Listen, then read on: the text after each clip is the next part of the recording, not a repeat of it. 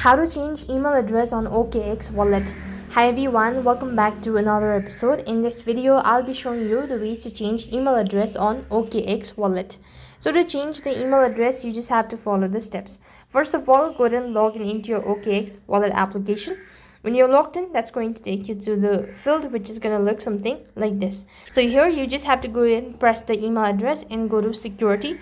As you go to security, then you could go to email, and if you wish to change the email, click on change email address.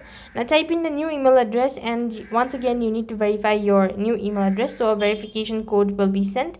And you also need to verify the current email address by entering that and click on send code, or else you could also use a phone authentication, and likewise you'll have successfully changed email address on OKX wallet. So that is how you can change email address on OKX wallet app. That is all for this video. I hope the video was helpful.